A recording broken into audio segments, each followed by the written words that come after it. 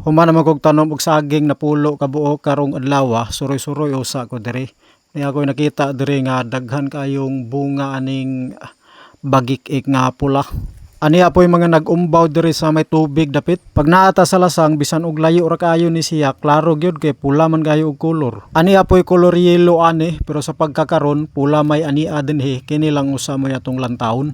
Kini iyang dahon pwede ni siya ihapin inig mangaon, manguha lang kag daghan, imo lang dayon dihang ilatag, ihakya dayon dihang pagkaon apilang sudan. Sa bata pa ko kini iyang dahon mo ni ang ginagamit sa akong lula pang puto sa budbud nga kamuti. Haubon lang ni niya una, iputos dayon sa budbud nga kamuti. Ako lang usa na dihang giplastar kay nagkuha usa ko aning dahon kay atong plastaran butangan sa binuak nga liso kay tan-aw nato ang iyang liso ani karon. Ginakaon man gud ni sa manatad ning iyang liso, mo ni ato nilang taon karon nganong ginakaon ni siya sa manatad unsay naa ni iyang liso.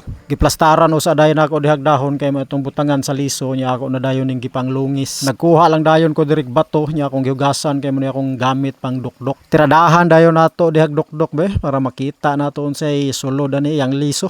Unya pagdukdok nako diha gahi, murag pud gihapon siya og bato ngano kang ginakaon ni sa manatad nga gahi man. Ani ana koy nabuak nga mga pipila ka liso, nya mao ni ang iyang porma sa liso.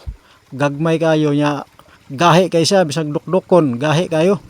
Ngano kang ginakaon ni sa manatad, siguro basin og mo na ilang pangpahili sa mga ilang kinaon. Nga imbes ba to ang ilang kaunon kini mo ilang tiradahog bukbang kay gahi man gihapon.